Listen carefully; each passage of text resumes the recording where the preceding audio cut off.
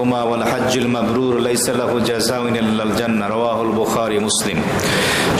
সকলে একবার মুহাব্বতের সাথে দুরূদ ইব্রাহিম পড়ি। আল্লাহুম্মা সাল্লি আলা মুহাম্মাদিন ওয়া আলা আলি মুহাম্মাদ কামা সাল্লাইতা আলা ইব্রাহিম ওয়া আলা আলি ইব্রাহিম ইন্নাকা হামিদুম মাজিদ। আল্লাহুম্মা বারিক আলা মুহাম্মাদিন ওয়া আলা আলি মুহাম্মাদ কামা বারাকতা আলা ইব্রাহিম ওয়া আলা আলি ইব্রাহিম ইন্নাকা হামিদুম মাজিদ। আলহামদুলিল্লাহ, সমস্ত প্রশংসা একমাত্র আল্লাহ রাব্বুল আলামিনের জন্য, যে রব্বে কারীম আমাদেরকে সুস্থ রেখে তার একটি বড় হুকুম এশার সালাত বাইতুল্লাহ হাজির হয়ে জামাতের সাথে আদায় করার পরে বছরের দ্বিতীয় এবং সর্বশেষ হজের এই প্রশিক্ষণের বরকতপূর্ণ মজলিসে শরীক হওয়ার তৌফিক দান করেছেন। সকলেই সবটুকু ভালোবাসা দিয়ে হৃদয় মন উজাড় করে অন্তরটাকে নিংড়িয়ে জবান খুলে সে আল্লাহ সুবহানাহু ওয়া তাআলা এর কালিমত শুকর আদায় করি। আলহামদুলিল্লাহ। অসংখ্য অগণিত দুরূদ ও সালাম পেশ করছি আকায়ে তাজদারে মদিনা মুহাম্মদুর রাসূলুল্লাহ সাল্লাল্লাহু আলাইহি ওয়াসাল্লামের শানে। মুহতারাম হাজিরিন, এখানে যারা উপস্থিত আছি আমরা সকলেই হজে যাব বিষয়টি এমন নয়। অর্থাৎ এবছর আমাদের হজের প্রশিক্ষণ নেওয়ার উদ্দেশ্য হলো প্রত্যেকটা মোমেন, নারী হোক পুরুষ হোক, তার হৃদয়ের তামান্না, হৃদয়ে সে এই সুন্দর ইচ্ছেটা লালন করে যে প্রতি বছর যেন আল্লাহ তাআলা আমাদেরকে হজ্জে মাবরুর নসিব করে, বলি আমিন। এই প্রশিক্ষণের এক উদ্দেশ্য হলো, আমি হয়তো গরিব, আমার হয়তো যাওয়ার সামর্থ্য নেই, বর্তমানে 7-8 লাখ টাকা লাগে হজ করতে, এরপরও সব কিছু দেওয়ার মালিক হলেন আল্লাহ। আমি হজের প্রশিক্ষণ নিয়ে দোয়া করতে থাকবো, মালিক যখন আমাকে ডাক দেবেন এহরামের কাপড় পরে আমি লাব্বাইক আল্লাহুম্মা লাব্বাইক বলতে বলতে বাইতুল্লাহর দিকে ইনশাআল্লাহ ছুটব। সেই সুদিন, সেই স্বর্ণালী দিন, আমাদের হৃদয়ের তামান্না, আমাদের সেই স্বপ্ন আল্লাহ তাআলা অতি সত্বর বাস্তবায়ন হওয়ার এবং দেখার তৌফিক দান করেন, আমিন। আমরা মূল আলোচনায় চলে আসি। যেহেতু এই মজলিসের মূল হলো হজের প্রশিক্ষণ, এখানে আলাদা কোনো বয়ান নেই, ওয়াজ নেই, হজের মৌলিক কিছু বিষয় নিয়ে আলোচনা। প্রথমে আমরা হজের ফজিলাত সম্পর্কে জানব, এরপরে আমরা হজ এবং উমরা নিয়ে আলোচনা শুনব। সহিহ বুখারী এবং মুসলিমের হাদিস, আবু হুরায়রা রাদিয়াল্লাহু তাআলা আনহু এই হাদিস বর্ণনা করেন। নবী করিম সাল্লাল্লাহু আলাইহি ওয়াসাল্লাম ইরশাদ ফরমান, আল উমরাতু ইলাল উমরা কাফারাতুন লিমা বাইনাহুমা। কোনো ব্যক্তি যদি একটি উমরা করে, এরপরে মাঝখানে কিছুদিন অতিবাহিত হওয়ার পরে আবার যদি সে উমরা করে, এই দুই উমরার মাঝখানে যতগুলো গুনাহ হবে আল্লাহ তাআলা সমস্ত গুনাহগুলি মাফ করে দেবেন। সুবহানাল্লাহ। উভয় উমরা মাঝখানের গুনার জন্য কাফারা হয়ে যায়। আল হাজ্জুল মাবরুর লাইসা লাহু জাযাউন ইল্লাল জান্নাহ। আর হজ্জে মাবরুরের বিনিময়ে আল্লাহ তাআলা বান্দাকে জান্নাত দান করবেন। সুবহানাল্লাহ। এই বরকতপূর্ণ সফরে দুইটি আমল, একটা হলো উমরা আর একটি হলো হজ। মানুষ তার হায়াতের জিন্দিগিতে পার্থিব জগতে যতগুলো সফর ভ্রমণ করে তার মধ্যে অন্যতম জীবনের সর্বশ্রেষ্ঠ সফর, সর্বশ্রেষ্ঠ ভ্রমণ হলো মক্কা মদিনার ভ্রমণ, সর্বশ্রেষ্ঠ ভ্রমণ হলো হজ এবং উমরার ভ্রমণ। প্রথমেই আমরা উমরা সম্পর্কে শুনব। উমরার ফরজ হলো দুইটি, উমরার ওয়াজিব হলো দুইটি, উমরার সুন্নত হলো একটি। এখন আমি প্রশ্ন করব, আপনারা কি মনোযোগ সহকারে শুনতেছেন কিনা? উমরার ফরজ কয়টি? ওয়াজিব কয়টি? সুন্নত কয়টি? মোট কয়টি? 5টি হলো। মাশাআল্লাহ। বছরের 5 দিন উমরা করা নিষেধ। জিলহজ মাসের 8 তারিখ, 9 তারিখ, 10 তারিখ, 11 তারিখ, 12 তারিখ। কোনো বর্ণনায় 9, 10, 11, 12, 13 এই 5 দিন উমরা করা নিষেধ। এছাড়া বাকি বছরের যে কোনো দিনই উমরা করা যায়। এই 5 দিন উমরা করা নিষেধ কেন? কারণ এই 5 দিন হলো আইয়ামুল হজ, হজের দিবস। সুতরাং হজের ভিতরে যদি আবার উমরা করে তাহলে হাজি সাহেবদের বিঘ্ন ঘটবে। এই জন্য এই 5 দিন ব্যতীত 9 থেকে 13 তারিখ জিলহজের। বাকি বছরের যে কোনো মাসে যে কোনো দিনই চাইলে ওমরা করা যায়। কারো সামর্থ্য থাকলে সারা জিন্দিগিতে একবার ওমরা করা হলো সুন্নাহ। ওমরা করা কি? এখানে একটু কথা বলে নেই, অনেক মানুষের ধর্মীয় জ্ঞান যথার্থ না থাকার কারণে, হক্কানি ওলামায়ে কেরামের সাথে সম্পর্ক না থাকার কারণে তারা অনেক সময় এমন এমন কথা বলে ফেলেন যে কথাগুলোর ভিত্তি নেই। যেমন আমার নিজ কানে শোনা এক মুসল্লিকে আর একজন বলতেছে যে তুমি এই 7 লাখ 8 লাখ টাকা খরচ করে হজ করার দরকার কি? তুমি 1.5 লাখ 2 লাখ টাকা দিয়ে একটা ওমরা করে আসো। ওমরা হলো সুন্নাত, আর হজ কি? সারা জিন্দেগির সুন্নাত এক পাল্লায় দিলে এই হজের ফরজের সমান হবে? ফরজ। আর আপনি হজ করতে গেলে সাথে ওমরা ফ্রি পাচ্ছেন। এবার আসি আমরা ওমরার মূল প্রশিক্ষণে আলোচনায়। ওমরার ফরজ হলো 2টি। একটি ওমরার ফরজ হলো ওমরার জন্য এহরাম বাঁধা। এহরাম প্রসঙ্গে আমরা বিস্তারিত আলোচনার সামনে আসছি। ওমরার দ্বিতীয় ফরজ হলো তাওয়াফে বাইতুল্লাহ, কাবা শরীফ বাইতুল্লাহ তাওয়াফ করা, হাজরে আসওয়াদ থেকে হাজরে আসওয়াদ 7 বার চক্কর খাওয়া। তাহলে ওমরার ফরজ কয়টি? একটি হলো ওমরার এহরাম বাঁধা, আর একটি হলো বাইতুল্লাহর তাওয়াফ করা। ওমরার ওয়াজিব হলো 2টি।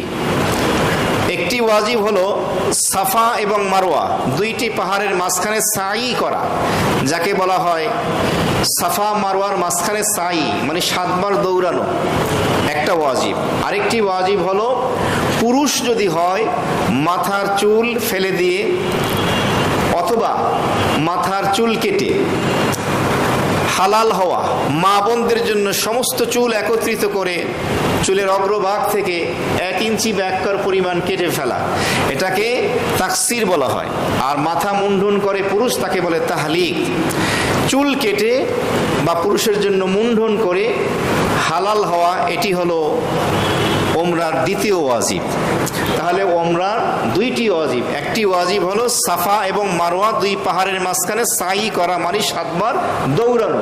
আরেকটি ওয়াজিব হলো পুরুষের জন্য চুল সেচে ফেলা অথবা কি কেটে ফেলা, মা বোনদের জন্য চুল কাটা, হালাল হওয়া। এই গেল 2টি ওয়াজিব। আর ওমরার সুন্নত হলো একটি, আর এই সুন্নতটি শুধু পুরুষদের জন্য, মা বোনদের জন্য নয়। সেই সুন্নতটি কি? ইস্তেবা এবং রমল। পুরুষটি ইহরামের কাপড় পরিধান করবে, একটি অংশ লুঙ্গি হিসেবে সেলাইবিহীন, আরেকটি হলো গায়ে চাদর সেলাইবিহীন। যখন পুরুষ কাবা শরীফ বাইতুল্লাহর তাওয়াফ শুরু করবে, তখন তার গায়ের চাদরের ডান দিকের অংশ ডান কাঁধের নিচ থেকে নিয়ে বাম কাঁধে রেখে দেবে, খালি থাকবে কোন কাঁধ? ডান কাঁধ। এটার নাম হলো ইস্তেবা। 7 চক্করের শুরু থেকে শেষ পর্যন্ত এভাবে ডান কাঁধ খালি রাখা, এটা হলো ইস্তেবা, এটা হলো সুন্নাহ। আরেকটি হলো রমল। 7 চক্করের প্রথম 3 চক্করে বুক ফুলিয়ে বীরের মতো একটু দ্রুত বেগে হাঁটা, এটার নাম হলো রমল। এই ইস্তেবা এবং রমল পুরুষদের জন্য। তাহলে ওমরার 2টি ফরজ, 2টি ওয়াজিব, একটি সুন্নত। এই কারণেই ওমরার সফরে যখন আমরা যাই মক্কাতে, 2 সপ্তাহ 10 দিন 12 দিনের যে সফরে, ওমরা করতে কিন্তু বেশিক্ষণ লাগে না, হয়তো সর্বোচ্চ ঘন্টা খানিক লাগতে পারে। কারণ আপনি ইহরাম বাঁধছেন, একটা ফরজ আদায় হলো, বাইতুল্লাহর তাওয়াফ করলেন, 2টা ফরজ আদায় হয়ে গেল। সাফা মারওয়ার মাঝখানে সাই 7 বার দৌড়ালেন, চুল কাটলেন, বাস। আর তাওয়াফের সময় ইস্তেবার রমল করলো পুরুষ, হয়ে গেছে। বাকি সময়টা শুধু নামাজ কালাম, ইবাদত বন্দেগী। ওমরায় বেশি সময় লাগে না। ওমরা সম্পর্কে কি আমাদের বুঝে আসছে? ওমরার ফরজ কয়টা? ওয়াজিব কয়টা? সুন্নাত কয়টা? মাশাআল্লাহ। আমাদের জিন্দেগিতে আল্লাহ তাআলা ভরপুর বেশি বেশি শরিয়া মোতাবেক, আল্লাহর হাবিবের সুন্নাহ মোতাবেক উমরা পালন করার তৌফিক দান করেন, এবং পবিত্র রমজান মাসে আমাদেরকে উমরা পালন করার তৌফিক দান করেন। আল্লাহর হাবিব সাল্লাল্লাহু আলাইহি ওয়াসাল্লাম হাদিস শরীফে বলেছেন, উমরাতুন ফি রমাদান তাআদিলু হাজ্জাতান মাই, আও কামা ক্বালা সাল্লাল্লাহু আলাইহি ওয়াসাল্লাম। কোন ব্যক্তি যদি রমজান মাসে উমরা করে, সে আমি নবীর সাথে একটা হজ পালন করলো। সুবহানাল্লাহ। আবার এখান এখান থেকে যুক্তি খাটিয়ে বললেন না যে রমজানে উমরা করব, তো হজই তো আদায় হয়ে গেল। আবার নবীর সাথে ওইটাই ফরজ হজ না, এটা ফজিলত বোঝানো হয়েছে, মর্যাদা বোঝানো হয়েছে। বাঙালি তো অনেক চালাক, এই জন্য ফাঁক করে রাখা যাবে না, সব বলে দিলাম। এরপর আসি মূল যে আমাদের আজকে আলোচনা, সেটি হলো হজ। হজ প্রসঙ্গে কান লাগান। 5 দিনে 4 স্থানে 9টি কাজ সম্পন্ন করার নাম হলো হজ। বলেন, 5 দিনে 4 জায়গায় 4 আর 5 যোগ করলে কত হয়? 9টা কাজ করার নাম হজ। 5 দিন কি? জিলহজের 8, 9, 10, 11, 12। কয় দিন? জিলহজের এই 8 থেকে 12 তারিখ 5 দিন। 4টা জায়গা, মিনার ময়দান, আরাফার ময়দান, মুজদালিফার ময়দান, বাইতুল্লাহ। কয়টা জায়গা হইল? 4টা জায়গায়। তাহলে 4 আর 5 যোগ করলে কত হয়? মনে রাখার জন্য আর কি, 9টা কাজ। এই 9টা কাজের মধ্যে থেকে 3টা হলো ফরজ, বাকি থাকে 6টা। 6টা কি? ওয়াজিব। 3টা ফরজ, 6টা ওয়াজিব। আচ্ছা, স্মরণ থাকলে বলুন, উমরার ফরজ ছিল কয়টা? হজের মধ্যে একটা বাড়বে, কারণ হজের ফরজ কয়টা? উমরার একটা ফরজ ছিল উমরার এহরাম বাঁধা, তাহলে আমরা হজের এহরাম বাঁধা একটা ফরজ। উমরার একটা ফরজ ছিল বাইতুল্লাহ তাওয়াফ করা, হজের তাওয়াফ করবেন। আর একটা ফরজ জিলহজ মাসের 9 তারিখ দ্বিপ্রহরের পরে আরাফার ময়দানে অবস্থান করা, যাকে বলা হয় ওকুফে আরাফা। হজের সব থেকে বড় ফরজ হলো আরাফার ময়দানে অবস্থান করা। তাহলে হজের ফরজ কয়টি? হজের এহরাম বাঁধা, জিলহজের 9 তারিখ দ্বিপ্রহরের পর থেকে কিছু সময়ের জন্য আরাফার ময়দানে অবস্থান করা, কাবা শরীফ তাওয়াফ করা, বাইতুল্লাহ তাওয়াফ করা, এই 3টি হলো ফরজ। হজের ওয়াজিব হলো 6টি। 1 নম্বরে ওয়াজিব হলো মুজদালিফার ময়দানে অবস্থান করা, যাকে উকুফে মুজদালিফা বলে। জিলহজ মাসের 10 তারিখ সুবহ সাদেকের পর থেকে নিয়ে সূর্য উদিত হওয়া পর্যন্ত কিছুক্ষণ সময়ের জন্য মুজদালিফার ময়দানে অবস্থান করা। বিস্তারিত আলোচনা পরে আসছি। 2 নম্বরের ওয়াজিব হলো সাফা এবং মারওয়ার 2 পাহাড়ের মাঝে সাই করা, 7 বার দৌড়ানো। 3 নম্বরের হজের ওয়াজিব হলো জামারা, মিনায় যে জামারা আছে, ছোট শয়তান, বড় শয়তান, মাঝারি শয়তান, 3 দিন এদেরকে কঙ্কর নিক্ষেপ করা, রমিয়ে জেমার বলা হয়। 4 নম্বরের হজের ওয়াজিব হলো, যদি আপনার হজটা হজ্জে তামাত্তু বা হজ্জে কিরান হয়, যেই হজের সফরে ওমরা আছে, সেখানে দমে শুকুর হজের কোরবানি করা। 5 নম্বরে হজের ওয়াজিব হলো পুরুষ হলে মাথার চুল মুন্ডন করে বা কেটে, মা বোনদের মাথার চুল কেটে হালাল হওয়া। আর হজের সর্বশেষ 6 নম্বর ওয়াজিব হলো তাওয়াফে বিদা, বিদায়ী তাওয়াফ করা। যখন আপনি মক্কা থেকে বিদায় নিয়ে দেশে ফিরে আসবেন, তখন যে বিদায়ী তাওয়াফ করবেন, এটাও হাজী সাহেবদের জন্য ওয়াজিব। তাহলে বুঝে থাকলে বলুন, হজের ফরজ কয়টি? ওয়াজিব কয়টি? 6টি। এই মোট 3 আর 6 9টি কাজ সম্পন্ন হবে কয় জায়গায়? কয় দিনে? 5 দিনে 4 জায়গায় 9টি কাজ করার নাম কি? সহজে বোঝার জন্য এভাবে নকশা করে দিলাম আপনাদেরকে। এবার আমরা পর্যায়ক্রমে আলোচনা শুনব। হজ হলো 3 প্রকার। হজ কয় প্রকার? 1 নম্বরে হলো হজ্জে ইফরাদ, 2 নম্বরে হজ্জে তামাত্তু, 3 নম্বরে হলো হজ্জে কিরান। হজ্জে ইফরাদ বলা হয় যেই হজের সফরে শুধু হজ হবে, উমরা হবে না। শুধু কি হবে? উমরা হবে না, তাকে বলে হজ্জে ইফরাদ, শুধু হজ। এই হজ পালনকারীকে বলে মুফরিদ। আর হজ্জে ইফরাদ যিনি করবেন, তার জন্য হজের কোরবানি ওয়াজিব নয়। হজের কোরবানিকে বলা হয় দমে শুকুর। আমরা জিলহজ মাসে যে 10, 11, 12 তারিখ যে পশু কোরবানি করি, এটা কিন্তু আলাদা। এই কারণেই মাসালা হলো, কোনো হাজী সাহেব যদি ওই জিলহজের 10, 11, 12 তারিখের প্রতি বছর যে দেশে কোরবানি করতেন, ওই কোরবানি যদি মক্কায় যেয়ে করেন নিয়তে, তাহলে হজের কোরবানি হবে না, কিন্তু তাকে আবার হজের কোরবানি দমে শুকুর করতে হবে। তাহলে হজ্জে ইফরাদ যিনি করবেন, তার জন্য হজের কোরবানি দমে শুকুর ওয়াজিব না, মুস্তাহাব, করতে পারলে ভালো। কথা বুঝছেন?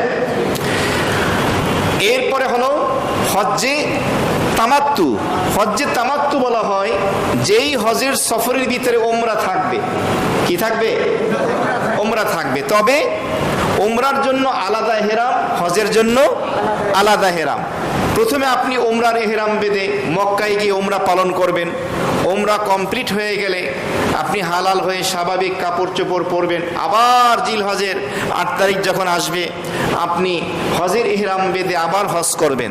বুঝে থাকলে বলুন, হজ্জে তামাত্তুর ভিতরে হজ এবং ওমরার এহরাম একত্রে না আলাদা? আলাদা। এই প্রকারের হজ পালনকারীকে বলা হয় মুতামাত্তি। আর হজ্জে তামাত্তুর যিনি করবেন তার জন্য দমে শুকুর বা হজের কুরবানি হলো ওয়াজিব, করতে হবে। আরেকটি হলো হজ্জে কিরান, যেই হজের সফরে উমরা থাকবে কিন্তু উমরা এবং হজ একই এহরামে হবে, একই নিয়তে হবে, একত্রে উমরা এবং হজের নিয়ত করবে। মক্কায় যাবে, উমরার কাজ সম্পন্ন করবে, কিন্তু হালাল হবে না। আবার হজের কাজ, হজের দিন যখন আসবে মিনায় যাবে, আরাফায় যাবে, মুজদালাফায় যাবে। জিলহজের 10 তারিখ মুজদালাফার ময়দানে ফজর পড়ে জামারায় যাবে, বড় শয়তানকে 7টি কঙ্কর নিক্ষেপ করবে। এরপরে তার হজের কুরবানি দমে শুকুর করবে। এরপরে সে মাথার চুল মুন্ডন করে হালাল হবে। বুঝে থাকলে বলুন, হজ্জে কিরানের মধ্যে হজ এবং ওমরার এহরাম আলাদা আলাদা না একত্রে? মাশাআল্লাহ। এই প্রকার হজ পালনকারীকে বলা হয় কারেন। আর হজ্জে কিরান যিনি করবেন তার জন্য হজের কুরবানি দমে শুকুর হলো ওয়াজিব, তাকে করতে হবে। হজ 3 প্রকার। এই বিষয়টি আমাদের এই ব্যাখ্যা সহকারে কেন জানতে হলো, কেন বুঝতে হলো? এর কারণ হলো, যখন আপনি ইহরাম বাঁধবেন তখন আপনাকে সিদ্ধান্ত নিতে হবে আপনি কোন প্রকারের হজ করবেন। কারণ আপনি হজ্জে ইফরাদও করতে পারেন, তামাত্তুও করতে পারেন, কিরানও করতে পারেন। আপনার মনে প্রশ্ন আসতে পারে, আল্লাহর হাবিব আমাদের প্রিয় নবীজি সাল্লাল্লাহু আলাইহি ওয়াসাল্লাম কোন প্রকারের হজ করেছেন, আমরা সেটা করব।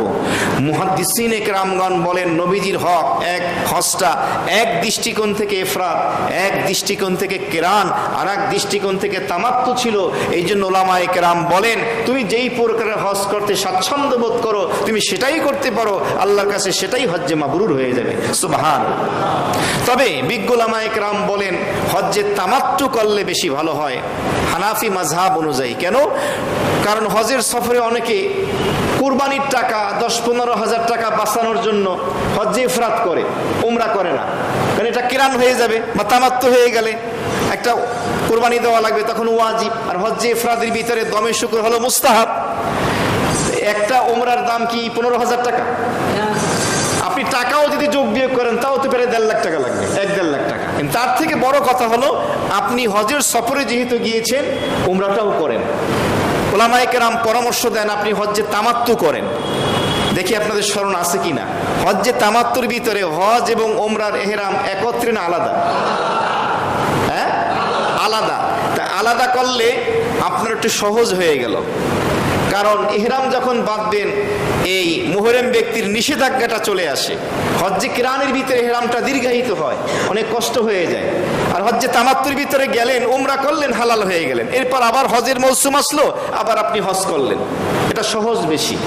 এই জন্য যখন আপনি নিয়ত করবেন আপনাকে বুঝতে হবে যে আমি কোন প্রকারের হজ করব। যেহেতু আমরা হজের সফরে যাই, এই জন্য অধিকাংশ মুসলমান সে মুখে বলে ফেলে আমি হজের নিয়ত করছি। আর কেউ যদি বলে আমি হজের নিয়ত করে ফেলেছি, এই হজটা হজ্জে ইফরাদ হয়ে যাবে। কি হয়ে যাবে? কেউ যদি বলে আমি উমরা আর হজের নিয়ত করছি, এই হজটা কি হয়ে যাবে? হজ্জে কিরান হয়ে যাবে। ইহরাম খুলতে পারবে না। ওই 10 তারিখ গিয়ে বড় শয়তানকে পাথর মারবে, দমে শুকুর হজের কুরবানি করবে, তারপরে ইহরাম খুলবে। যেহেতু আমরা হজ্জে তামাত্তু করতে চাচ্ছি, তাহলে আমরা কিসের নিয়ত করব? উমরা। কিসের নিয়ত? শুধু উমরার নিয়ত করব। যদি বলেন হুজুর আমাকে তো আমার মুআল্লিম সরাসরি মদিনায় নিয়ে যাবে, যান মদিনায়।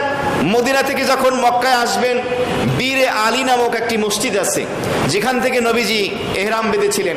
সেখানে গাড়ি থামবে, গোসলের উজুর ব্যবস্থা আছে, এহরামের কাপড় পরে সেখান থেকে উমরার এহরাম বেঁধে আপনি রওনা দেবেন। এখানে আরেকটি বিষয় বলে রাখি, হজের 3টি ফরজ 6টি ওয়াজিব শুনেছি, হজের কিছু সুন্নাও আছে, সেই আলোচনাগুলো একটু কম হয়, আমলও একটু কম হয়, আমরা একটু সংক্ষেপে শুনছি। হজের একটা সুন্নাহ হলো জিলহজ মাসের 8 তারিখ জোহর, আসর, মাগরিব, ইশা এবং 9 তারিখ ফজর, এই 5 ওয়াক্ত নামাজ মিনার ময়দানে পড়া হলো সুন্নাহ। আরেকটি সুন্নাহ হলো জিলহজ মাসের 9 তারিখ সূর্য উদয়ের পরে আরাফার ময়দানে যাওয়া। আরেকটি সুন্নাহ হলো জিলহজ মাসের 9 তারিখ সূর্য ডোবার পরে হজের যে ইমামতির দায়িত্ব করেছেন তার চলে যাওয়ার পরে মুজদালিফার উদ্দেশ্যে রওনা দেওয়া, তবে ইমাম চলে যাওয়ার পরই রাস্তা ওপেন খুলে দেওয়া হয়। হজের আরেকটি সুন্নাত হলো জিলহজ মাসের 9 তারিখ দ্বীপ প্রহরের পরে আরাফার ময়দানে গোসল করা। হজের আরেকটি সুন্নাত হলো আপনি হজের সফরে যখন মিনা থেকে ফিরবেন মুহাসসাব নামক একটি জায়গা আছে, জানা থাকলে সেখানে একটু অবস্থান করা। আরেকটি সুন্নাত হলো জিলহজ মাসের 10 তারিখ, 11 তারিখ, 12 তারিখ এই 3 দিন রাত মিনার ময়দানে অবস্থান করা। কিন্তু মুআল্লিমরাও এই কাজটা করতে চায় না, হাজি সাহেবরাও একটু আরামে থাকতে চায়, হোটেলে এসে ওঠে, খাবারটা ভালো পায়, থাকার জায়গা ভালো, হজটা 10 তারিখ কোন রকম করে সেই মিনার ময়দান থেকে এসেই বাস, এরপরে বাকি দিন হোটেলে থাকে। চেষ্টা করবেন মুআল্লিমকে বুঝিয়ে শুনে যে আমাদেরকে মিনার ময়দানে খাবার, ডাল ভাত যা দান চলবে, খিচুড়ি দিলেও চলবে, মোটামুটি খেতে পারলেই হলো, এই কয়টা দিন আমাদেরকে মিনার ময়দানে রাখার ব্যবস্থা করেন। জোর দিলে অবশ্যই হবে, এই আমলটা খুব কম হয়, আমি সরেজমিনে দেখেছি।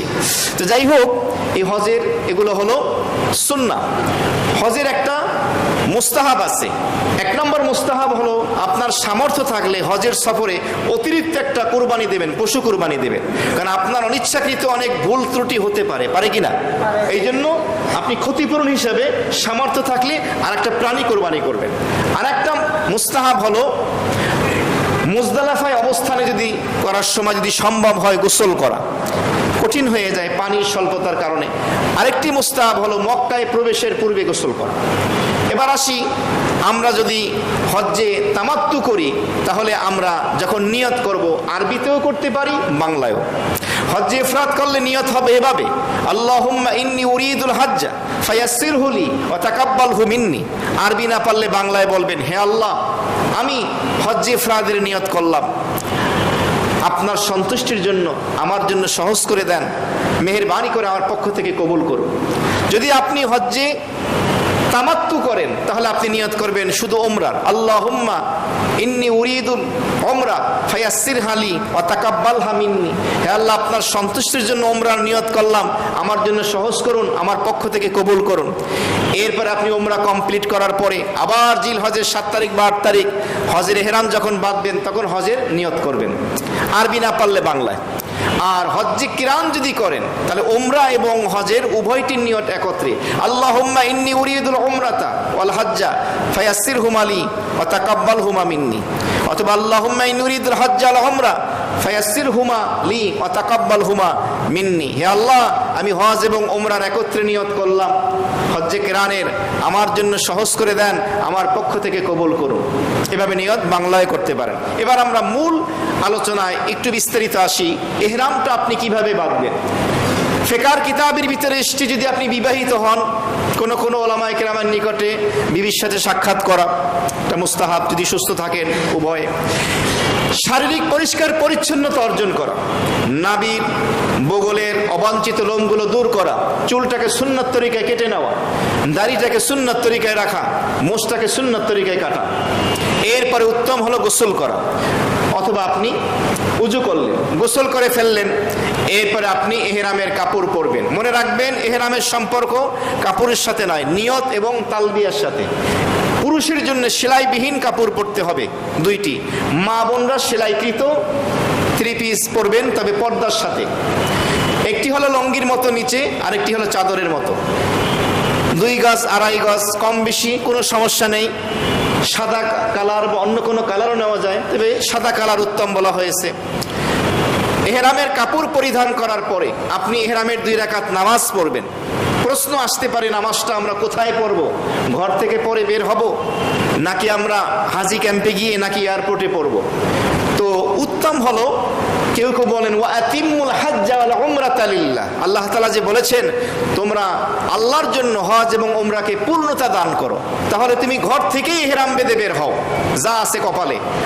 আপনি ইহরামের 2 রাকাত নামাজ পড়লেন, প্রথম রাকাতে সূরা ফাতিহার সাথে কাফিরুন, দ্বিতীয় রাকাতে সূরা ফাতিহার সাথে ইখলাস, কুল হু আল্লাহু আহাদ। না পারলে যে কোনো সূরা দিয়ে, মাথায় টুপি থাকবে, আতরও লাগাবেন। হাদিসে আসছে উম্মুল মুমিনিন আয়েশা সিদ্দিকা রাদিয়াল্লাহু তাআলা আনহা নবীজি যখন হজের ইহরাম বাঁধলেন তার দেহে কাপড়ে এভাবে খুশবু আতর লাগিয়ে দিলেন। মনে রাখবেন, ইহরাম বাঁধার আগে খুশবু লাগানো সুন্নত, ইহরাম যখন বাঁধা হয়ে যাবে এরপরে আর খুশবু লাগানো যাবে না। কিন্তু ওই আগে যে লাগানো ছিল ওখান থেকে লাগলে কোনো সমস্যা নেই, কাপড়ে বা শরীরে। আপনি 2 রাকাত ইহরামের নামাজ পড়ে বসে মাথার টুপিটা আপনি খুলে রাখবেন। খুলে রাখার পরে এখন আপনি নিয়ত করবেন।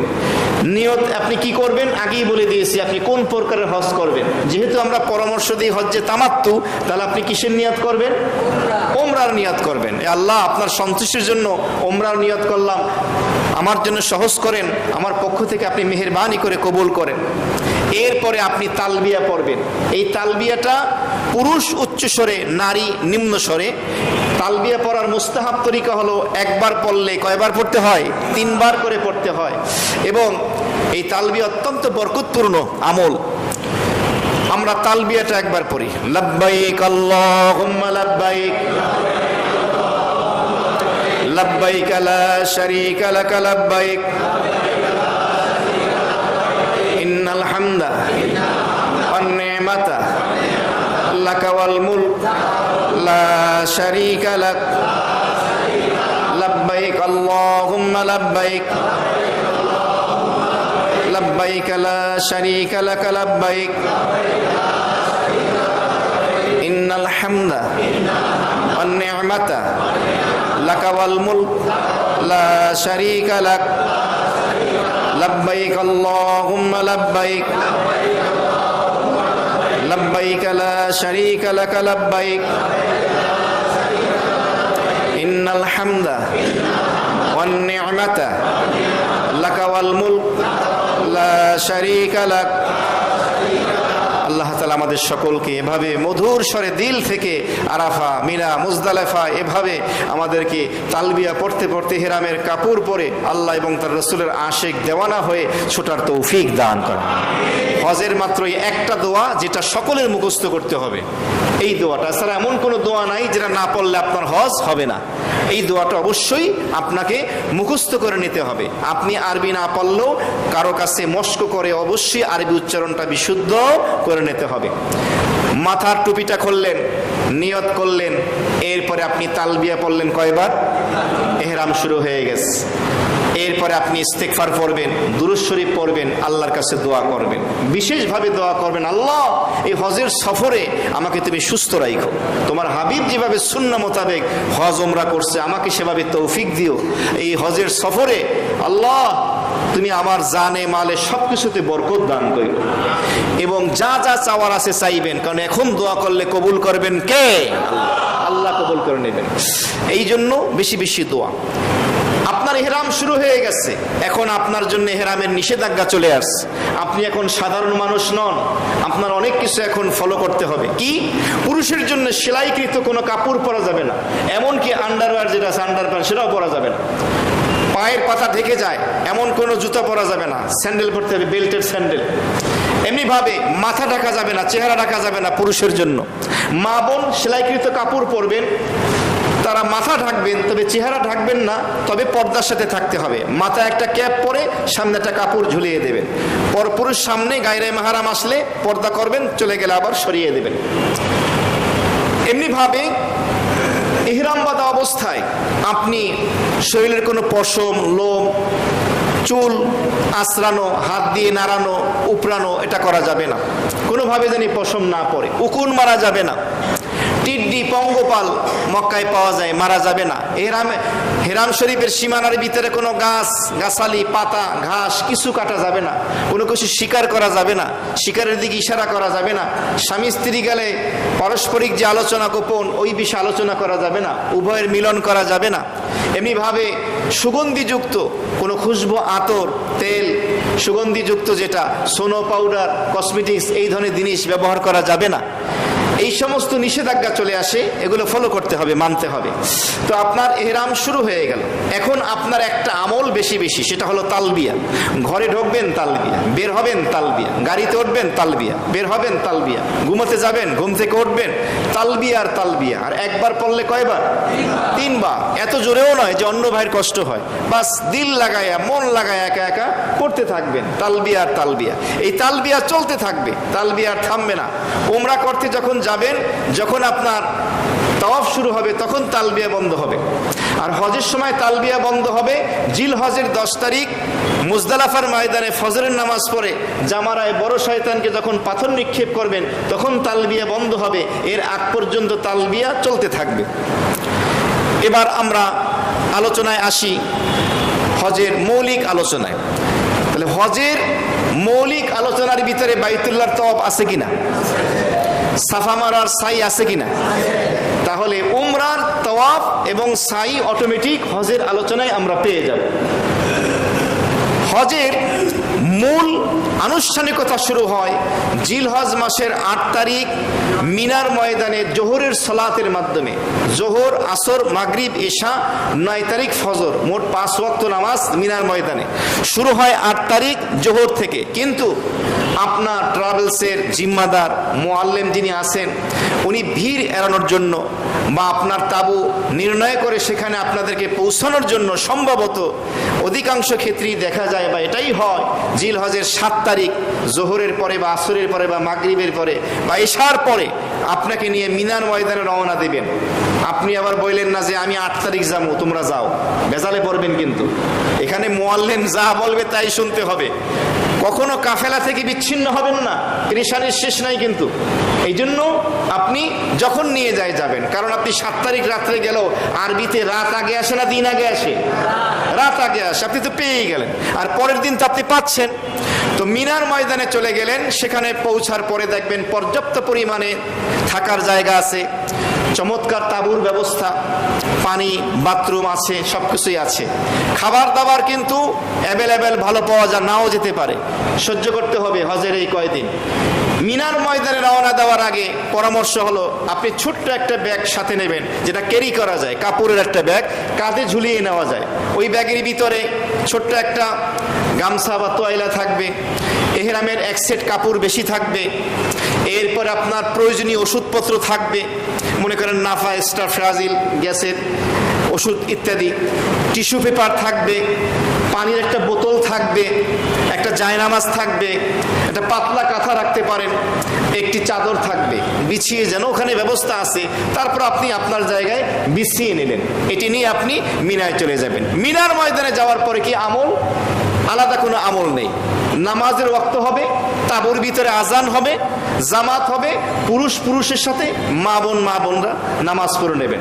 নামাজ ছাড়া বাকি টাইম কোরআন তেলাওয়াত, জিকির, আসকার, তাসবিহ, তাহলিল, দোয়া, দুরুদ, তালিম হলে যুক্ত হবেন, হজের আলোচনা হলে শুনবেন। মিনার ময়দানে একটা মসজিদ আছে, মসজিদুল খাইফ। এক হাদিসের ভিতরে আসছে, নবীজি বলেন মুসা আলাইহিস সালাম সহ 70 জন পয়গম্বর এই মসজিদে নামাজ আদায় করছে। সুবহানাল্লাহ। যদি আপনার তাঁবুর কাছে থাকে, মুআল্লিম যাওয়ার অনুমতি দেয়, সাথীদের নিয়ে যেতে পারেন। এই হজের কয়দিনই নাকি সেখানে নামাজ হয়। বাকি আপনি আবার এই মসজিদুল খাইফ খুঁজতে বের হয়ে যাবেন না, তাহলে কাফেলা থেকে বিচ্ছিন্ন হয়ে যাবেন। আবারও বলছি, তো মিনার ময়দানের মূল কাজ হলো ইবাদত বন্দেগী। জিলহজের 9 তারিখ মিনার ময়দানে ফজরের নামাজ পড়বেন। ফজরের নামাজ পড়ে সালাম ফিরানোর পরে তাকবীরে তাশরিক শুরু হয়ে যাবে। তাকবীর পুরুষ উচ্চ স্বরে, মা বোন নিম্ন স্বরে একবার। কি? আল্লাহু আকবার, আল্লাহু আকবার, লা ইলাহা ইল্লাল্লাহ, আল্লাহু আকবার, আল্লাহু আকবার, ওয়ালিল্লাহিল হামদ একবার। এরপরে 3 বার পড়বেন তালবিয়া, লাব্বাইক আল্লাহুম্মা লাব্বাইক। এরপরে দোয়া কালাম পড়বেন। নাস্তা করে জিলহজের 9 তারিখ রওনা দেবেন কোন ময়দানে? আরাফার ময়দানের দিকে। এটা এখানে তাকবীরে তাশরিক মনে রাখেন, জিলহজ মাসের 9 তারিখ ফজর থেকে নিয়ে 13 তারিখ আসর পর্যন্ত 5 দিন 23 ওয়াক্ত ফরজ নামাজের পরে পুরুষদের জন্য উচ্চ স্বরে, মা বোনদের নিম্ন স্বরে এই তাকবীর একবার করে পড়া হলো কি ওয়াজিব। যদিও নিয়ম হলো জিলহজের 8 তারিখ জোহর, আসর, মাগরিব, এশা, 9 তারিখ ফজর 5 ওয়াক্ত পরে আরাফায় যাওয়া, কিন্তু দেখা যাবে অনেকের ক্ষেত্রে এমনটাই হয় যে জিলহজের 8 তারিখ মাগরিবের পরে বা এশার পরে আপনাকে নিয়ে ছুটবে আরাফার ময়দানে। সমস্যা নাই, চলে যান, কারণ হজের অন্যতম ফরজ আরাফার ময়দানে অবস্থান করতে হবে, উকুফে আরাফা, আপনার তাবু নির্ণয় করতে হবে, অনেক বড় জিম্মাদারি, সমস্যা নেই। আর যদি 9 তারিখ ফজরের পরে যান তা আরো ভালো, আগেও যেতে পারেন, পরও যখন কাফেলা যায় তাদের সাথে। এখানে একটি কথা মনে রাখবেন, হজের হাজিদের গাড়ির ডিজাইন কালার কিন্তু মোটামুটি একই রকম।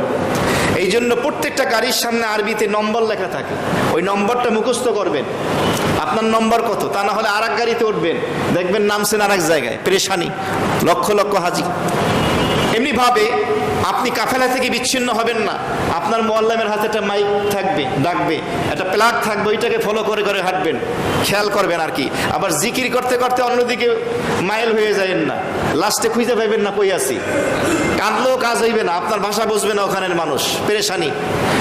তো আপনি আরাফার ময়দানে চলে যাবেন, আরাফার ময়দানে যাওয়ার পরে উকুফে আরাফা, সেটা 8 তারিখ রাতেও নিয়ে যেতে পারে, জিলহজের 9 তারিখ ফজরের পরেও নিয়ে যেতে পারে। আরাফার ময়দানে দ্বিপ্রহর হওয়ার পরে পুরুষ গোসল করবে, এটা সুন্নাহ, তবে বেশি পানি ব্যবহার করবেন না, কারণ এই সমস্ত জায়গায় পর্যাপ্ত পরিমাণে পানি থাকে না। অনেকে পাইছে জনমের গোসল করে, হায়রে গরম একটু ঢালি, ঠিক চিন্তা করতে হবে, আমি অপচয় করলে আমার এক ভাই পানি কম হয়ে যাবে, উজুর পানি পাইল না, খাওয়ার পানি পাইল না, গোসলের পানি, বাথরুমের পানি না। এবং এই যে হজের সফর শুরু হলো জিলহজের 8 তারিখ বা 7 তারিখ, মিনার ময়দান থেকে 3-4টা দিন আপনারা পরিমিত সামান্য পরিমাণে খাবেন, একদম বেশিও না আবার একদম কমও না। অনেকে প্রচুর পরিমাণে খায়, কারণ অনেক খাবার বিভিন্ন ট্রাভেলস থেকে দেওয়া হয়, বিশেষ করে আরাফার ময়দানে এভাবে কার্টুনে কার্টুন খাবার মুআল্লিমরা নিয়ে আসে, বড় বড় খাসির, রান দিয়ে কাচ্চি, মুরগির, এভাবে তো আর সয় না, তো শুরু করে দেয়। এরপরে আপনার আপেলের জুস, বিভিন্ন ফলের জুস কার্টুনে কার্টুন জাপাই খায়। এরপরে দেশ থেকে আবার সিরিয়াগুল হয়ে গেছে, চানাচুর মুড়ি, সেইটা নিয়ে বসে। এরপরে বাথরুমে ঢোকে আর বাইর হয় না, আর বাথরুমে ঢুকলে খালি বাহির থেকে নক করতে থাকে, কি মুসিবত। এই জন্য বেশি বেশি পানি খাবেন, ফলের জুস খাবেন, তাহলে ঘাম হয়ে বের হয়ে যাবে, আপনি ক্লান্ত হবেন না। এই জন্য ভারী খাবার না খাওয়া, যাতে বাথরুমটা একটু কম হয়। আবার এত কমও খেয়েন না যে দুর্বল হয়ে পড়ে যান, আপনাকে টানতে হয় না। এমনি ভাবে হজের সফরে আমরা আরেকটা জিনিস খেয়াল রাখবো, আমার কাফেলার ভিতরে কোনো মা বোন, কোনো বয়স্ক লোক, কোনো মাজুর, অসুস্থ যদি থাকেন, আমরা তার প্রতি খুব খেয়াল রাখবো, তার একটু খেদমত করার চেষ্টা করব, তাকে বসার জায়গা দেব, বাসে আমি লাগে দাঁড়িয়ে যাব। আরাফার ময়দানে চলে গেলেন, জিলহজের 9 তারিখ দ্বিপ্রহর হলো, গোসল করলেন, জোহরের রক্ত হলো। আরাফার ময়দানে কি আমল, খুব খেয়াল রাখেন। আরাফার ময়দানে জোহর এবং আসরের নামাজ, যেটাকে জামা বাইনা সালাতাইন বলা হয়, একত্রে করবেন নাকি আলাদা আলাদা পড়বেন?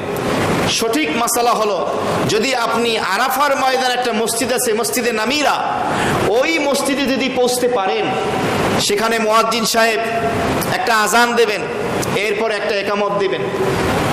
প্রথমে ইমাম সাহেব খুতবা দেবেন, আজান হবে, একামত হবে, জোহরের নামাজ পড়াবেন, এরপরে একামত হবে, আসরের নামাজ পড়াবেন। এটাকে জামা বাইনাস সালাতাইন বলেন। এক আজান, 2 একামতের মাধ্যমে কি হবে? জোহর হবে এবং আসর হবে। যদি আপনি মসজিদের নামিরায় পড়েন তাহলে আপনি একত্রে পড়বেন, আর যদি আপনি তাঁবুতে থাকেন তাহলে আপনি জোহরের সময় জোহর, আসরের সময় আসর। মাসালা বুঝে আসছে? দেখবেন এরপরও আপনার তাঁবুর ভিতরে দেখবেন একদল পাইবেন জামা বাইনা সালাতেন করতেছে, ও মাসলা জানে না, আবেগে আমল করতেছে। এখন বলবেন, হুজুর তাহলে আমি মসজিদে নামিরাই যাব। মসজিদে নামিরা আপনার তাঁবুর কাছে না হয়ে দূরেও হতে পারে। আপনি গেলেন 4-5 জন সাথী নিয়ে, কাফেলা থেকে আলাদা হয়ে গেলেন, বিচ্ছিন্ন হয়ে গেলেন, পেরেশানির শেষ নাই। কাছে হলে ভিন্ন কথা। এখন প্রশ্ন হলো, যদি জানতে চাচ্ছেন যে হুজুর আমরা কি মুসাফির না মুকিম, আমরা এই হজের সফরে কি জোহর আসর এশা 2 রাকাত পড়বো না 4 রাকাত?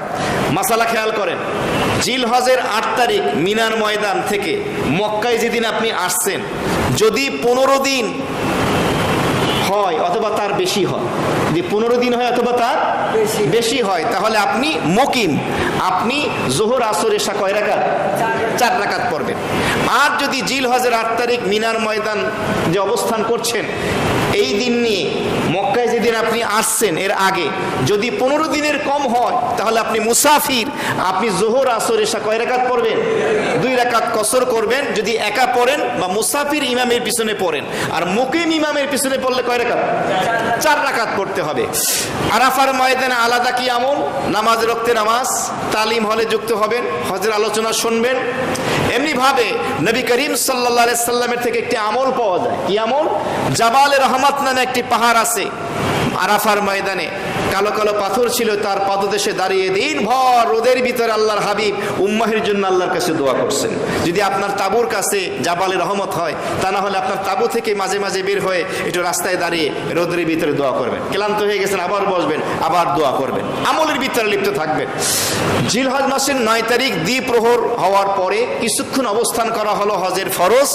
সূর্য ডোবার আগ পর্যন্ত আরাফার সীমানার ভিতরে থাকা হলো ওয়াজিব। কেউ যদি সীমানার বাহিরে চলে যায়, সূর্য ডোবার আগে ঢুকতে হবে, তা না হলে তার উপরে আর একটা দম, একটা প্রাণী জবাই করা ওয়াজিব হয়ে যাবে।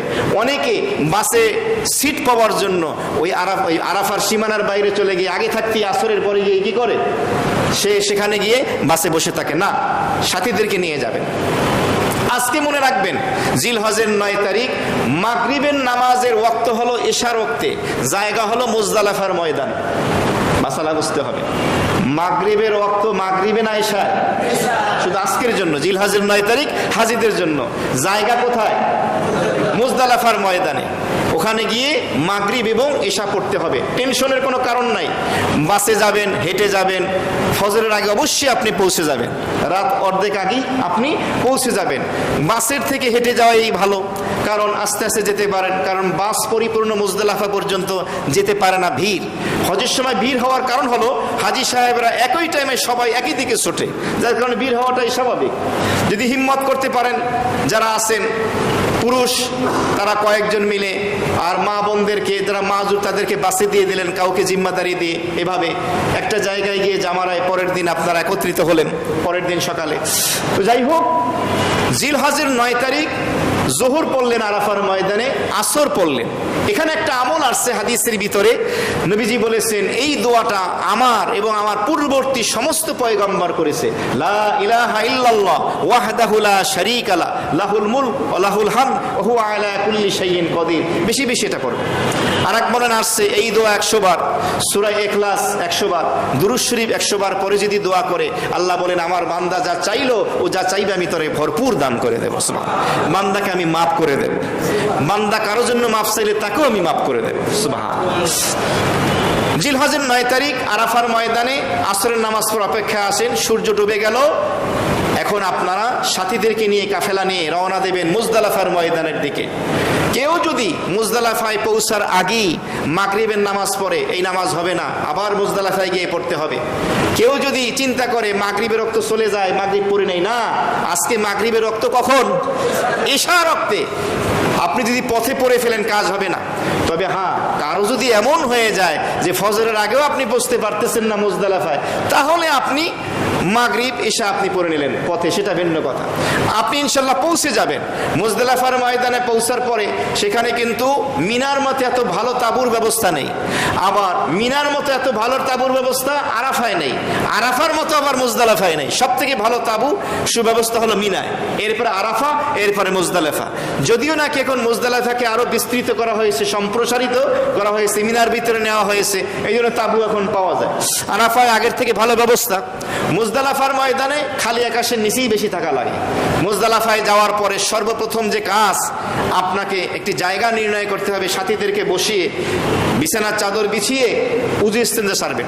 অনেকেই পাথর টোকানো শুরু করে, না, উদু ইস্তেঞ্জা সেরে আসবেন। একাও পড়তে পারেন, জামাতে পড়ার চেষ্টা করবেন। আজান দিবেন, এক আজান এক একামত দেওয়ার পরে প্রথমে মাগরিবের 3 রাকাত ফরজ, এরপরে এশার ফরজ, এরপরে মাগরিবের সুন্নাত, এশার সুন্নাত, এরপরে বেতের। প্রথমে মাগরিবের ফরজ, এক আজান এক একামাতে পড়ার পরই দাঁড়িয়ে আবার এশার ফরজ, এরপরে আবার মাগরিবের সুন্নাত, এরপরে এশার সুন্নাত, এরপরে কি বেতের। নফল তাহাজ্জুদ পড়বেন কিনা?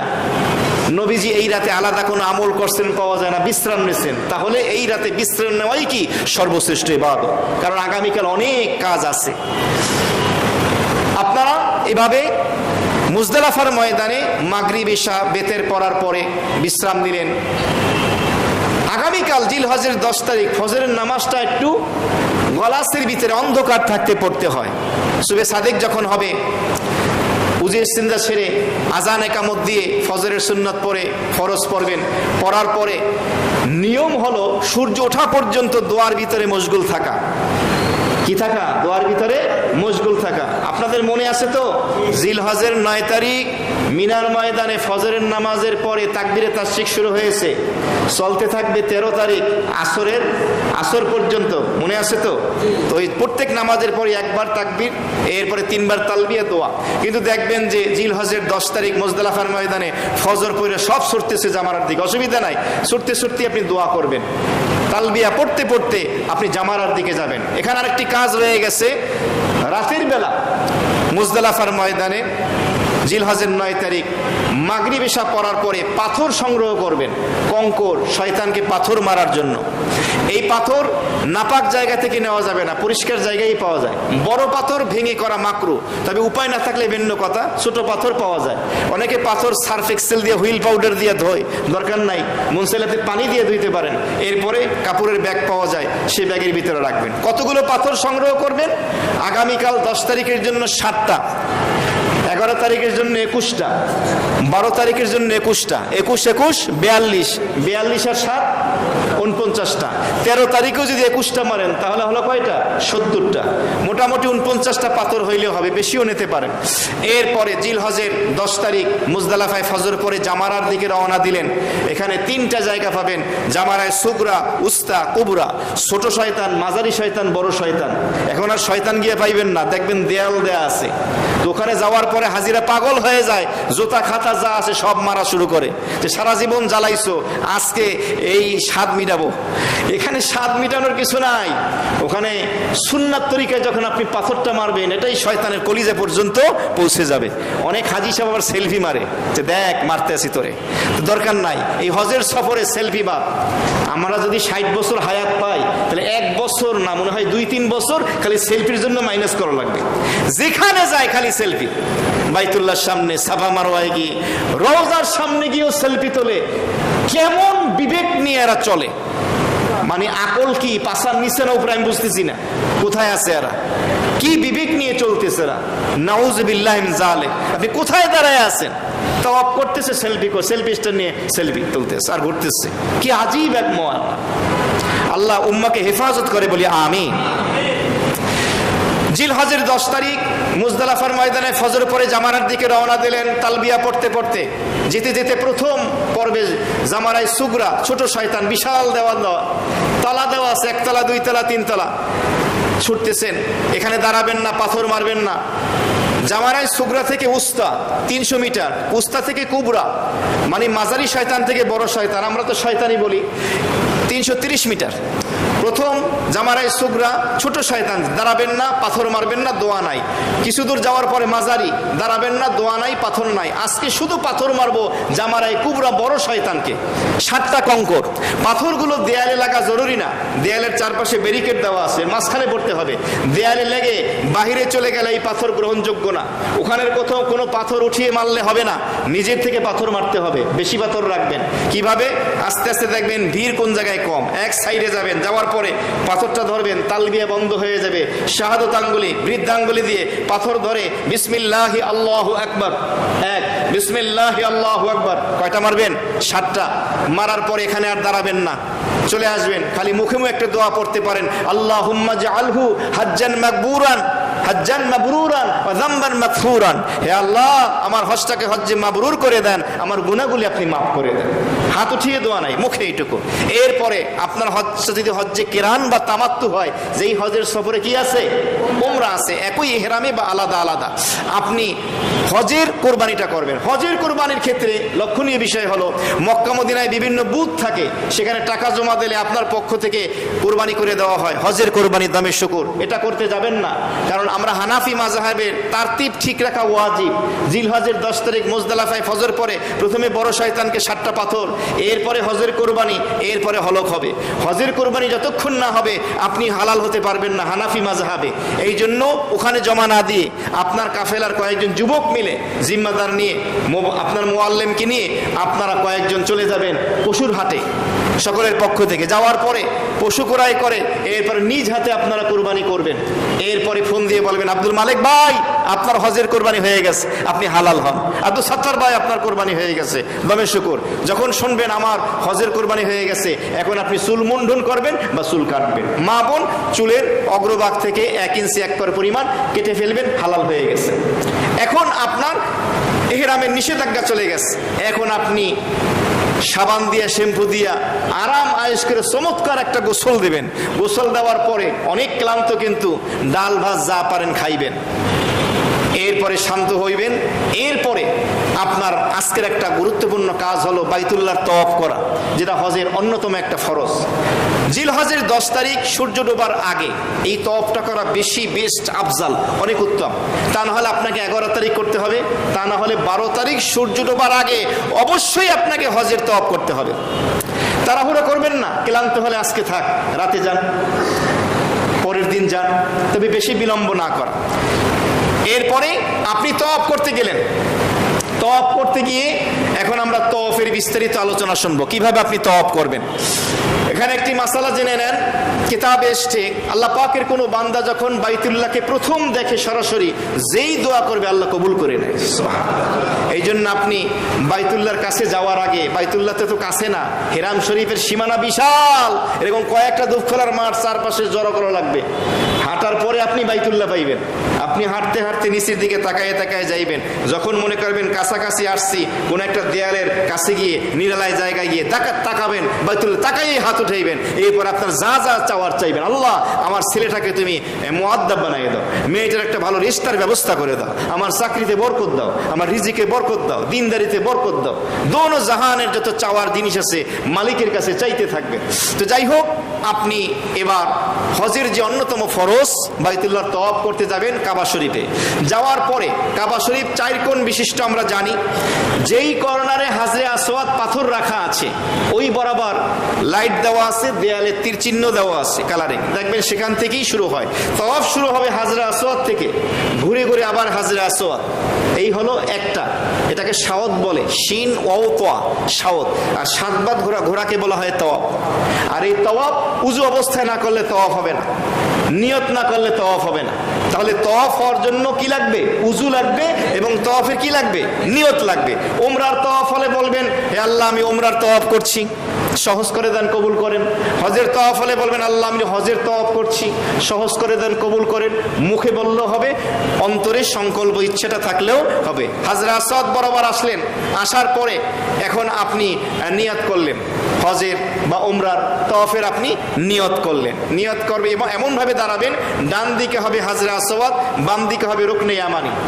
এরপরে আপনি সেখান থেকে হাজরে আসওয়াদের কাছে যাবেন। যাওয়ার পরে কানের নিয়তের সময় কিন্তু হাত উঠাবেন না, নিয়ত করার পরে আপনি এরপরে আপনি কানের লতি বরাবর হাত উঠাবেন। বিসমিল্লাহি আল্লাহু আকবার, লা ইলাহা ইল্লাল্লাহ ওয়ালিল্লাহিল হামদ ওয়াসসালাতু ওয়াসসালামু আলা রাসূলিল্লাহ, এটা বলবেন। আর এতটুকু না পারলে বিসমিল্লাহি আল্লাহু আকবার, বিসমিল্লাহি আল্লাহু আকবার বলার পরে হাত দুইটা আপনি এখান থেকে নিয়ে যাবেন কোথায়? হাজরে আসওয়াদ বরাবর। নামাজের ভিতরে যেভাবে আমরা 2 হাত সিজদায় রাখি, রাখি, হাজরে আসওয়াদ বরাবর এই দুই হাতটাকে রাখা নাম হলো ইস্তেলাম। ইস্তেলাম বলা হয় হাজরে আসওয়াদকে চুম্বন করা। যদি সম্ভব হয় হাত দিয়ে চুম্বন করবেন, সম্ভব না হলে স্পর্শ করে চুম্বন করবেন, সেটাও সম্ভব না হলে দূর থেকে ইশারা করে চুম্বন করা জরুরি না, ইশারা করা জরুরি। এটাকে ইস্তেলাম বলে। ভিড়ের কারণে চুম্বন করা যায় না, স্পর্শ করা যায় না, ইশারাই করতে হয়। হাজরে আসওয়াদ বরাবর ফিরে এভাবে চুম্বন করে আপনি এখন হাজরে আসওয়াদ থেকে ফিরে বাস এখন ঘোরা শুরু করলেন, তাওয়াফ শুরু হয়ে গেল। তাওয়াফ অবস্থায় যে কোনো দোয়া আপনি পড়তে পারেন, আস্তে আস্তে পড়বেন, সুর মিলিয়ে না, দিল লাগায় পড়বেন, কারো গায়ে যেন ধাক্কা না লাগে খেয়াল করে আস্তে আস্তে ঘুরতে থাকবেন হাজরে আসওয়াদ থেকে। যদি আপনার ইহরামের কাপড় পরা থাকে, এই অবস্থায় ওমরায় থাকে, তাহলে আপনি পুরুষ হলে ইস্তেবা করবেন, ডান কাঁধের নিচ থেকে বাম কাঁধে রাখবেন, প্রথম 3 চক্কর একটু বুক ফুলিয়ে হাঁটবেন। তা না হলে তো আপনার ইস্তেবা করতে হবে না, শুধু রমল করবেন। প্রথম 3 চক্করে বুক ফুলিয়ে বীরের মতো পুরুষের জন্য হাঁটা হলো সুন্নাহ, শেষ 4 চক্করে রমল না করা হলো সুন্নাহ। প্রথম 3 চক্করে করা সুন্নাহ, শেষের 4 চক্করে কেন বললাম? অনেকে প্রথম 3 চক্করে ভুলে যায়, পরের গুলায় শুরু করে দেয় দোলাদলি, কারণ জানে না শেষ চক্করে 4 চক্করে না করা কি সুন্নাহ, আর প্রথম 3 চক্করে করা কি। তালিম তো এই জন্যই, হজের প্রশিক্ষণ তো এই জন্যই, এই যে খুঁটিনাটি বিষয়গুলো। তো আপনি যে কোনো দোয়া পড়েন, পড়তে থাকবেন, পড়তে পড়তে। এখানে একটি মাসালা বলে দিই, আমরা জানি কাবা শরীফে আজান হয়ে গেলে জামাত দাঁড়িয়ে যায়, তাওয়াফ চলতেছে, আজান হয়ে গেছে, দেখবেন যে আজান শেষ হয়ে গেলেই অটোমেটিক জামাত কাতারবদ্ধ হয়ে দাঁড়িয়ে যায়। তো আপনি যেখানে জায়গা পাবেন দাঁড়িয়ে যাবেন, শুধু খেয়াল রাখবেন কয় চক্কর দিছেন। কারণ কি? কারণ হলো তাওয়াফের একটা নিয়ম হলো হাজরে আসওয়াদ থেকে হাজরে আসওয়াদ 7 বার আসতে হয়। কেউ যদি 8 বার আসে তাহলে আরো 6 বার দেওয়া লাগবে। তার মানে পূর্ণ করতে হয় কয়বার? 7 ঠিক রাখতে হয়, 7 ঠিক। আপনি 7 বার চক্কর দিয়েছেন, এখন ভিড়ের কারণে বের হইতে পারেন না, আপনি তাওয়াফের নিয়ত করেন না, আপনি আস্তে আস্তে বের হয়ে যান, আস্তে আস্তে ঘুরতে ঘুরতে বের হয়ে যান। অনেকে আছে তাওয়াফ যেহেতু শেষ, এখন উনি সরাসরি বের হবেন, বিশেষ করে আফ্রিকার নাইজেরিয়ান যারা আছে, কালা কালা বিশাল দেহের, ধাক্কাইয়া ধুক্কাইয়া একদম সোজা চলে আসে। কাউকে কষ্ট না দেওয়া, খুব খেয়াল রাখা চাই। তো নামাজের সময় খেয়াল রাখবেন, ওই যে ইস্তেবা করেছিলেন, নামাজ দাঁড়িয়ে গেলে কাঠটা আবার ঢেকে দিতে হবে, তা নাহলে মাকরু হবে। যখন নামাজ শেষ আবার ইস্তেবা নিচ থেকে এনে বাম কাঁধে রাখবেন। 1 চক্কর দিয়েছেন, বাকি আছে কয় চক্কর? 6 চক্কর। হাজরে আসওয়াদ থেকে দোয়া পড়তে পড়তে হাজরে আসওয়াদের পূর্বের যে কোনা রুকনে ইয়ামানি, এখান থেকে নিয়ে হাজরে আসওয়াদ পর্যন্ত হাদিস শরীফ আসছে রব্বানা আতিনা ফিদ দুনিয়া হাসানাতাও ওয়া ফিল আখিরাতি হাসানাতাও ওয়া কিনা আযাবান নার। এই দোয়াটা বেশি বেশি পড়া। এরপরে এখানে ওই দরজা বরাবর যে জায়গা আছে, আপনি যদি 1 হাত দিয়ে স্পর্শ করতে পারেন করবেন, তা নাহলে আপনি যাবেন। তাহলে হাজরে আসওয়াদ থেকে হাজরে আসওয়াদ এভাবে 7 বার আপনি ঘুরবেন। প্রত্যেকবার ঘোরার সময় হাজরে আসওয়াদ বরাবর এসে ইস্তেলাম করা, চুম্বন করা, স্পর্শ করা বা ইশারা করা, কেউ বলেন সুন্নাত, কেউ বলে মুস্তাহাব, অথবা প্রথমবার এবং শেষবার। যদি আপনি তাওয়াফের পরেই সাফা মারওয়া সাই করেন, তাহলে 8ম বারও আপনাকে ইস্তেলাম করা হলো আপনার জন্য সুন্নাহ বা মুস্তাহাব, মানে হাজরে আসওয়াদকে চুম্বন করা বা স্পর্শ করা বা দূর থেকে ইশারা করে চুম্বন করা। যখন তাওয়াফ শেষ হয়ে গেল, মাকাম ইব্রাহিম, গ্লাসের ভিতরে ইব্রাহিম আলাইহিস সালামের পায়ের ছাপ রাখা আছে পাথরের, ওই বরাবর নামাজ পড়া, তাওয়াফের নামাজ ওয়াজিব। ওই বরাবর পড়া জরুরি না, ওই বরাবর যে কোনো জায়গায় বা হেরামের যে কোনো জায়গায় তাওয়াফের নামাজ পড়লেই হবে। প্রথম রাকাতে সূরা কাফিরুন ফাতিহার সাথে, দ্বিতীয় রাকাতে ইখলাস বা যে কোনো সূরা দিয়ে তাওয়াফের 2 রাকাত নামাজ পড়লেন। পড়ার পরে বাবুস সফা আছে, এই বাবুস সফা দিয়ে সাফা পাহাড়ে যাবেন। তাওয়াফ শেষ, তাওয়াফের নামাজ শেষ, জমজমের পানি নেবেন, জমজমের পানি নিয়ে বাইতুল্লাহর দিকে তাকিয়ে দাঁড়িয়ে পানি পান করবেন। পানি পান করার পরে আল্লাহর কাছে দোয়া করবেন। এরপরে বাবুস সফা, সফা গেট থেকে যদি চিনেন ওই গেট দিয়ে ঢুকবেন বা যে কোনো গেট দিয়ে সাফা পাহাড়ে যাবেন। হজের অন্যতম ওয়াজিব, উমরার ওয়াজিব, সাফা এবং মারওয়ার মাঝে সাই করা। সাফা পাহাড়ে কিছু অংশ এখন অবশিষ্ট আছে, মারওয়া পাহাড়টা নেই, সেখানে টাইলস দিয়ে দেওয়া হয়। সাফা পাহাড়ের একটু উপরে উঠবেন, বাইতুল্লাহ দেখা যায় কিনা, অনেকে একদম বেশি উপরে ওঠে, এটা মাকরুহ, নিষেধ করা হয়েছে।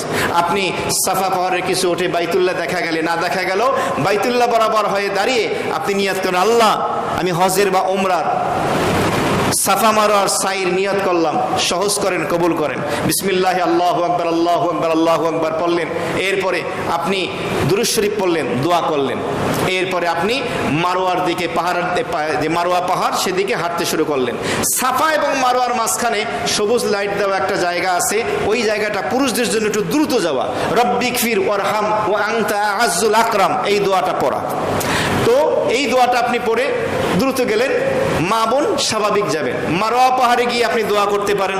আবার মারোয়া থেকে আসলেন সাফায়, সাফা থেকে মারোয়ায় একবার, মারোয়া থেকে সাফায় 2, 3, 4, 5, 6, 7, শুরু হলে সাফায়, শেষ হলো। কেউ যদি মারোয়া থেকে সাই শুরু করে ওটা ধর্তব্য হবে না, কারণ সাই শুরু হয় কি থেকে? সাফা পাহাড় থেকে, শেষ হয় মারোয়া। চাইলে আপনি প্রত্যেকবার গিয়েও দোয়া করতে পারেন, অথবা প্রথমবার এবং শেষবার দোয়া করলেন। সাই শেষ হওয়ার পরে সাইর ভিতরে উজু থাকা মুস্তাহাব, উজু না থাকলেও সাই হবে, নিয়ত না করলেও হবে, তবে উজু অবস্থায় নিয়তের সাথেই করবো ইনশাআল্লাহ। সাইর 2 রাকাত নামাজ পড়া হলো মুস্তাহাব, উত্তম, পড়বেন 2 রাকাত নামাজ পড়ার পরে। এখন আপনি যদি উমরা করে থাকেন তাহলে তো হালাল হবেন চুল কেটে মুন্ডন করে, আর যদি হজ হয় আপনি আগেই যদি হালাল হয়ে থাকেন তো হলেন। হজের সফর যেহেতু বলছি, তাহলে হজের ইহরাম ফরজ আদায় হয়ে গেল, উকুফে আরাফা আদায় হয়ে গেল, তাওয়াফ হয়ে গেল, এরপরে সাফা মারোয়ার সাই হয়ে গেল, মুজদালিফা অবস্থান হয়ে গেল, পাথর নিক্ষেপ করলাম 10 তারিখ শুধু বড় শয়তানকে 7টা। এখন আমার আমল 11 তারিখের, 11 তারিখে পাথর মারতে হবে 3টা শয়তানকে। জিলহজের 10 তারিখ মুজদালিফার ময়দানে ফজর পড়ার পরে শুধু বড় শয়তানকে 7টা কঙ্কর নিক্ষেপ করতে হয়। আর 10 তারিখে পাথর মারার সময় হলো সুবে সাদেকের পরে। 11, 12 তারিখ বা 13 তারিখে পাথর মারার সময় হয় দ্বিপ্রহরের পরে, জোহরের রক্ত হওয়ার পরে। আপনি হোটেলে যদি থাকেন সেখান থেকে যাবেন, মিনার তাঁবুতে থাকলে সেখান থেকে আপনি জামারায় যাবেন, গিয়ে ছোট শয়তানকে 7টি কঙ্কর নিক্ষেপ করবেন, বিসমিল্লাহি আল্লাহু আকবার। 7টা মারার পরে সাইরে আসবেন, এসে দোয়া করবেন। কিছু দূর যাওয়ার পরে মাঝারি শয়তান জামারায় উস্তা, বিসমিল্লাহি আল্লাহু আকবার 7টা, পাশে আসবেন, দোয়া করবেন। কিছু দূর যাওয়ার পরে বড় শয়তান, বিসমিল্লাহি আল্লাহু আকবার 7টা মারলেন, এখানে কোনো দোয়া নাই, শুধু মুখে আল্লাহুম্মা জাআলহু হাজ্জান মাবরুরান ওয়া যামবান মাগফুরান, চলে আসবেন। 11 তারিখের কাজ শেষ। যদি আপনি বাইতুল্লাহর তওয়াফ এখনো না করে থাকেন, অতি সত্বর করে ফেলেন। আবারও বলে দিচ্ছি, সাফা মারার সাই যদি না করে থাকেন, করে ফেলেন। 12 তারিখে আপনার কি আমল? দ্বিপ্রহর হওয়ার পরে জামারায় গিয়ে ছোট শয়তানকে 7টা পাথর, দোয়া। মাঝারি শয়তানকে 7টা পাথর, দোয়া। বড় শয়তানকে 7টা পাথর, দোয়া নেই। আল্লাহুম্মা জাআলহু হাজ্জান মাবরুরান ওয়া যামবান মাগফুরান, চলে আসবেন। যদি 12 তারিখ সূর্য ডোবার আগে মিনার এরিয়া সীমানা অতিক্রম করে আপনি চলে আসতে পারেন হোটেলে, তাহলে 13 তারিখ আর পাথর মারতে হবে না। যদি ওখানে থেকে যান তাহলে 13 তারিখেও দ্বিপ্রহরের পরে ছোটটাকে 7টা, মাঝারিটাকে 7টা, বড় শয়তানকে 7টা, মোট 21টা পাথর মারতে হবে। 12 তারিখেও যদি আপনি এর আগে যদি বাইতুল্লাহর তওয়াফ, সাফা মারওয়ার সাই না করে থাকেন, অবশ্যই সেটা আপনাকে করে ফেলতে হবে। মোহতারাম হাজিরিন, এইভাবে হজের এই কাজগুলো আমাদেরকে আঞ্জাম দিতে হবে। শুধু বাকি রয়ে গেল তওয়াফে বিদায়ী তওয়াফ। আপনি ফরজ তওয়াফের পরে যে কোনো তওয়াফই আপনি করবেন, ওইটি আপনার বিদায়ী তওয়াফ হয়ে যাবে। ভিড়ের কারণে হয়তো বারবার করতে নাও পারেন, একটা তওয়াফ অন্তত করে রাখবেন। এখানে একটি মাসালা, কেউ যদি চান যে হজের সাফা মারওয়ার সাইটা আমি আগে করে রাখবো, আপনি সেটা চাইলে করতে পারেন। সেটা করার নিয়ম কি? জিল হজের মাসে আপনি হজের এহরাম বাঁধলেন, এহরাম বাঁধার পরে আপনি একটা নফল তওয়াফ করবেন। নফল তওয়াফ করে সাফা মারওয়ার আপনি সাই, হজের সাইটা আগে করে রাখবেন। তাহলে পরবর্তীতে আপনাকে শুধু বাইতুল্লাহর তওয়াফ, ফরজ তওয়াফ করলেই হবে, সাফা মারওয়ার সাই আর করতে হবে না। এটা কেন বলা হলো? অনেক সময় মা বোনদের জন্য, অসুস্থ মাজুর অক্ষমদের জন্য সাফা মারওয়ার সাইটা আগে করে রাখার সুযোগ আছে, আপনি চাইলে করতে পারেন। তবে উত্তম হলো পরেই করে নেওয়া, তওয়াফের সাথে বাইতুল্লাহ ফরজ তওয়াফের পরে সাফা মারওয়ার সাই করে নেওয়া। এখানে মা বোনদের জন্য একটি বিষয় খেয়াল রাখবো, সহজ মাসালা হলো, তারা যে প্রতি মাসের যে অসুস্থতা হয়, পিরিয়ড হয়, মাসিক হয়, এই অবস্থায় তারা হজের এহরাম বাঁধবেন, নামাজ পড়বেন না, তালবিয়া পড়বেন, জিকির আজগার, দোয়া কালাম সব কিছুই করবেন। তারা বাইতুল্লাহ যাবেন না, তওয়াফও করবেন না, সাফা মারওয়া সাইও করবেন না। উমরার অবস্থায় যখন সুস্থ হবেন তাওয়াফ করবেন, সাই করবেন, হালাল হবেন। হজের অবস্থায় হজের ইহরাম বাঁধবেন, মিনা, আরাফা, মুজদালিফা অবস্থান করবেন, নামাজ পড়বেন না, তালবিয়া পড়বেন, জিকির, আজগার, তালিম যা আছে সবকিছুই করবেন। সুস্থ হওয়ার পরে এমনিভাবে আপনি জামারায় পাথর নিক্ষেপ করবেন। তবে শুধুমাত্র বাইতুল্লাহ যাবেন না, নামাজ পড়বেন না, তওয়াফ করবেন না, সাই করবেন না। সুস্থ হওয়ার পরে বাইতুল্লাহর তওয়াফ এবং আপনাকে সাফা মারওয়ার সাইটা পূর্ণ করতে হবে। এই জন্য পরামর্শ হলো তারা আগে থাকতেই প্রিপারেশন নিয়ে নেওয়া, ওষুধ খেয়ে নেওয়া, যাতে তাদের এটা পিরিয়ডটা বন্ধ হয়ে যায়। কারণ অনেক সময় দেখা যায় যে এভাবে বিমানের টিকিট টাইমটা ডিলে করা যায় না, পিছানো যায় না, টাইম এসে যায় আর তওয়াফও করতে পারে না, সে এখনো অসুস্থ। আর নিয়ম হলো এভাবে যদি কেউ হজের ফরজ তওয়াফ না করে দেশে ফিরে আসে, যতদিন পর্যন্ত ফরজ তওয়াফ না করবে স্বামী স্ত্রী মিলন জায়েজ নেই। এখন যদি কেউ ওষুধ না খেয়ে বন্ধ না করে থাকে বা বন্ধ হচ্ছে না, তাহলে তার জন্য কি করণীয়? হজের ফ্লাইটও পিছানো যাচ্ছে না, করতেই হচ্ছে, তাহলে ফিরে আসতে হচ্ছে দেশে। তার জন্য করণীয় মাসালা হলো তিনি এই অবস্থায় তওয়াফ করবেন, একটা উট জবাই করবেন জরিমানা স্বরূপ, আল্লাহর কাছে তওবা ইস্তেগফার করবেন, আল্লাহ মাফ করে দেবেন। তবে সহজ মাসালা বলে দিলাম, ওটাকে ওষুধ খেয়ে বন্ধ করে নেওয়া। বদলি হজের ক্ষেত্রে মাসালা হলো কেউ যদি আপনাকে বদলি হজে পাঠায়, তাহলে আপনি শুধু নিয়ত করার সময় বলবেন আল্লাহ যে আমাকে পাঠাচ্ছে বা অমুকের পক্ষ থেকে আমি হজের নিয়ত করলাম। কি হজ? সেটা যে কোনো একটা হতে পারে। শিশুদের হজ, ছোট বাচ্চাকে আপনি সাথে নিয়ে গেলেন ওমরা বা হজে, যদি সে বুঝে তার মুখ দিয়ে নিয়ত করানো যায় তাহলে তাকে দিয়ে বলাবেন। আর সে যদি ইহরাম বা এগুলো না বোঝে, তার পক্ষ থেকে আপনি নিয়ত করলেও এই ইহরাম বেঁধে দিলেও আদায় হয়ে যাবে। এটা শিশুদের হজের ক্ষেত্রে। কোনো মৃত ব্যক্তির হজ ওসিয়াত করে গেছে বা যায় নাই, আপনিও তার পক্ষ থেকে হজ আদায় করলে শুধু নিয়তের সময় থাকলেই হলো যে আমার অমুকের পক্ষ থেকে আমি হজের নিয়ত করছি, আল্লাহ সহজ করে দেন, আমার পক্ষ থেকে আপনি কবুল করেন। তো এই হজের এবং ওমরার সফরের এই মৌলিক আলোচনাগুলো আমাদেরকে খুব খেয়াল রাখতে হবে। এক তো হলো হজের ফরজগুলো, ওয়াজিবগুলো, সাথে সুন্নাহগুলো, এবং মিনা, আরাফা, মুজদালিফার আমলগুলো। এমনিভাবে জামারায় 3 দিন পাথর নিক্ষেপ করার আমলটা খেয়াল রাখা। এমনিভাবে বাইতুল্লাহর তওয়াফটা সুন্নত তরিকা কিভাবে করব, তওয়াফের নামাজ, সাফা মারওয়ার সাই তার নামাজ।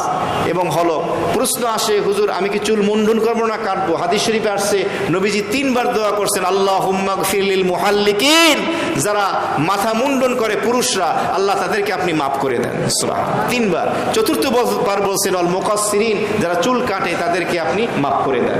তো উত্তম হলো মুন্ডন করা। বলবেন হুজুর মাথায় চুল নাই, মাত্র চুল ছেঁচে ফেলেছি, তারপরও আপনার মাথায় বেলেট বা খুর এভাবে টানতে হবে, যাতে করে তাহলিক আপনি যে হালাল হচ্ছে এটার হক যেন আদায় হয়ে যায়।